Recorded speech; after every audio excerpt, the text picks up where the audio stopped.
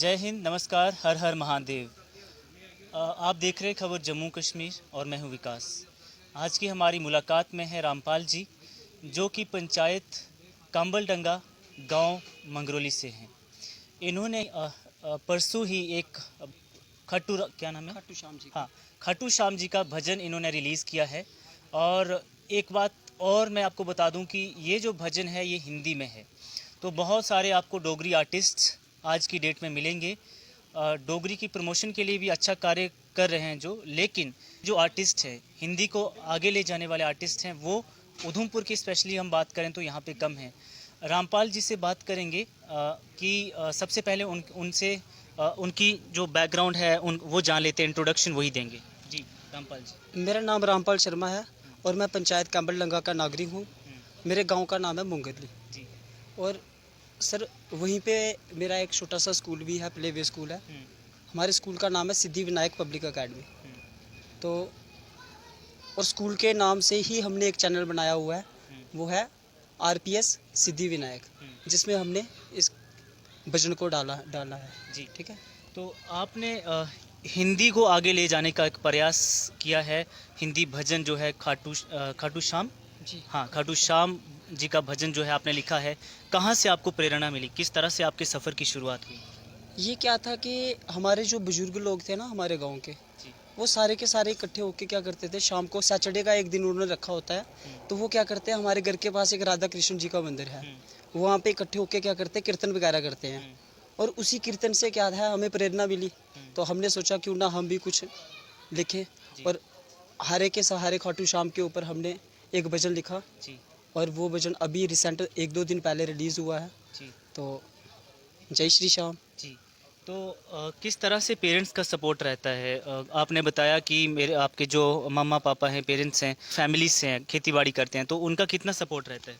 वो full support करते हैं हमें, क्योंकि क्या है कि शुरू शुरू में जब हम बिल्कुल छोटे थे ना, हम मंदिर थोड़ा दूरी पे है हमसे, कम से कम कोई 500-600 मीटर दूरी पे होगा, बड़ी दूर भी नहीं है।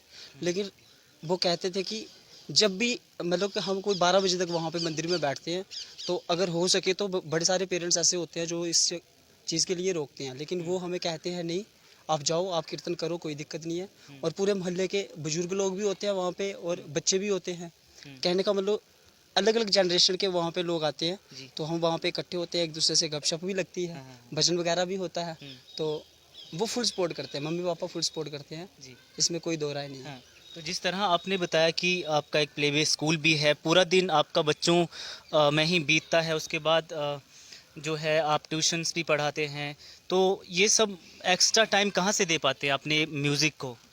सर काफ़ी जो एक अंदर मतलब कहने का मतलब जो अंदर की प्रेरणा होती है ना, उसके लिए समय निकल ही आता है। निकल जाता ठीक है ना, उसके लिए समय निकल ही जाता है। जी। शाम को जब भी जहाँ पे भी हमें टाइम मिलता है, तो हम कुछ ना कुछ लिखते रहते हैं खाटू श्याम के ऊपर, श्री हनुमान जी के ऊपर, और अलग अलग भजन हम लिखते रहते हैं। लेकिन ये जो खाटू श्याम जी का ये जो भजन हमने लिखा हुआ है, ये मेरा पहला भजन है जी। जिसको मैंने रिलीज़ करवाया है। जी। इवन के गाने में तो हम काफ़ी सारे गाते हैं, लेकिन ये एक भजन जो है, जो मैंने खुद का लिखा हुआ और मैं खुद ही गाया हुआ है। तो हम हमारे दर्शक भी उन लिरिक्स को जो आपने सुंदर तरीके से लिखी हुई हैं वो उनको सुनना चाहेंगे। जय श्री श्याम। कब से खड़ा हूँ जोली फैला, क्यों ना सुनो तुम मेरी पुकार, जग रखवाला है मेरा खाटू वाला, हारे का सहारा है मेरा खाटू वाला।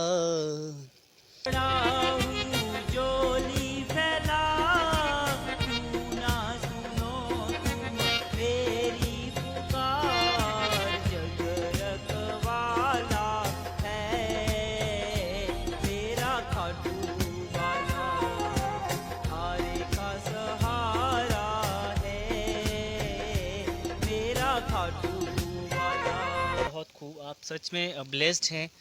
आपके ऊपर भगवान श्री कृष्ण का और शाम खाटू वाला जो आपने भजन लिखा है, उनका भी हाथ है और माँ सरस्वती का भी हाथ है। तो हमारे दर्शक ये भी जानना चाहेंगे आपसे कि जो खाटू वाला शाम जो भजन लिखा है उनके बारे में भी हमारे दर्शकों को बताइए। जय श्री श्याम। अब सही बात है, हमारे यहाँ पे क्या है कि 30 की 40% लोग जानते होंगे कि जो खाटू श्याम जी कौन है। तो खाटू श्याम जी कौन है, ये जो महाभारत में बर्बरीक महाराज जी थे, जी। उन्हीं को खाटू श्याम के नाम से जाना जाता है। और खाटू श्याम जी जो हैं वो जयपुर में हैं। उनकी जो मंदिर है मशहूर, जयपुर में सीकर ज़िले में खाटू श्याम जी का मंदिर है। और खाटू श्याम जी को हारे का सहारा कहा जाता है। अब हारे का सहारा क्यों कहा जाता है, उसके पीछे कारण है। क्योंकि एक बार क्या हुआ था, उनकी माता जी ने उनसे पूछा था कि आप एक योद्धा तो बन गए हो, लेकिन मैं आपसे इम्तिहान लेती हूँ, मैं आपसे पूछती हूँ कि आप किसका सहारा बनोगे, आप किसका साथ दोगे, आप पांडवों का साथ दोगे कि कौरवों का दोगे। तो उन्होंने कह दिया था कि जो हारा हुआ इंसान होगा, जो हारने वाला पक्ष होगा, मैं उनका साथ दूंगा।